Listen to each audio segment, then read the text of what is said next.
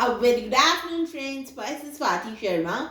Today we are going to do the fourth part of the story of pilot Emmy Johnson.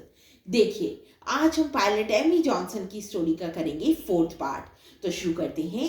Upon landing, देखिए जैसे ही pilot Amy Johnson ने अपना plane land किया, she realise, उनको एहसास हुआ। Realise करना क्या होता है? एहसास होना। The bumps were a range of ant hills. देखिए जो उनको बम्प्स लग रहे थे, वो बम्प्स क्या होते हैं? उबड़ खाबड़ जगह। जो उन्हें उबड़ खाबड़ जगह लग रही थी, वो असल में था क्या? They were a range of ant hills.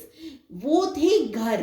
किसके? कीड़ियों ने घर बनाए हुए थे, बड़े बड़े एंट हिल्स बनी हुई थी। And near by stood a small village, और उसके पास में ही थी एक छोटी सी विलेज जिसमें हट्स बनी हुई थी। हट्स क्या होते हैं? झोपड़ियां। झोपड़ियां बनी हुई थी मड की। मड क्या होते हैं? चीकड़ और स्ट्रॉ की। As soon as she came to a halt, जैसे ही उन्होंने अपना प्लेन रोका, a horde of yelling natives with hair flying in the wind and knives in their hands rushed from the village. देखिए जैसे ही उन्होंने अपना प्लेन रोका तो हुआ क्या? ग्रुप आ गए। होड क्या होते हैं? झुंड आ गए।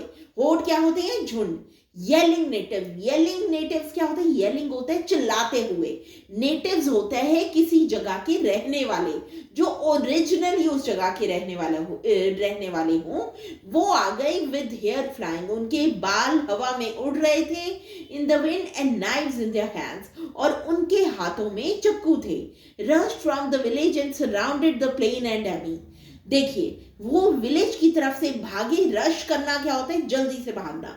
वो विलेज की तरफ से भागे और उन्होंने एमी के प्लेन को चारों तरफ से घेर लिया। आफ्टर अ ब्रीफ काउंसिल, देखिए उनकी आपस में थोड़ी सी बात हुई। ब्रीफ होता है थोड़ी सी बात हुई। काउंसिल, एडवाइस देना। अमंग द विलेज लीडर्स, देखिए विलेज लीडर्स जो थे उन्होंने आपस में एक दूसरे को advice the. The headman approached, अब जो हेडमैन था उस विलेज का, वो आया एमी के पास and made her understand that they would take her to a pastor, और उसने एमी को समझाया कि हम आपको एक पादरी के पास लेके जाएंगे। पेस्टर क्या होता है? क्रिश्चियनिटी में जो पंडित होता है उसे पेस्टर कहते हैं। Figuring this to mean a resident missionary and too weary to protest, she allowed them to lead her into the forest. देखिए फिगर करना क्या होता है? आप पता लगाना। Figuring this to mean a resident missionary, देखिए उनको माना गया कि वो एक रेजिडेंट मिशनरी थी।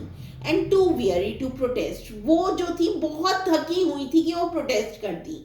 She allowed them to lead her into the forest, उन्होंने एमी ने उनको अनुमति दे दी कि हाँ ठीक है, आप मुझे पादरी के पास ले जाओ, मैं उनसे बात करूंगी।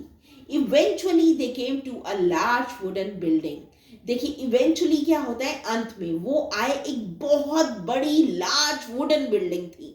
Where the missionary kindly offered her a meal of cheese and wine, वहां पर जो मिशनरी थे उन्होंने उनको दिया, बहुत प्यार से, काइंडली होता है दया से, उन्होंने दिया उनको मील। एमी को दिया मील, किस चीज का? चीज का, पनीर का और वाइन का।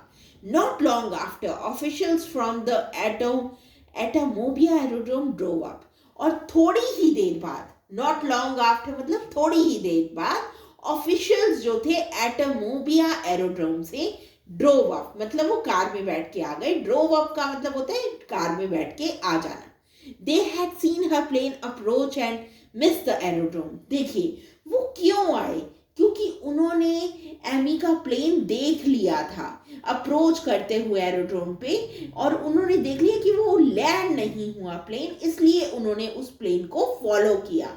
Because a recent brush fire had made it indistinguishable from the air, वो क्यों नहीं लैंड कर पाई थी? वो इसलिए नहीं लैंड कर पाई थी क्योंकि ब्रश फायर हो गई थी, मतलब कांटों में आग लग गई थी, वहां पे जो झाड़ियां थी उनमें आग लग गई थी।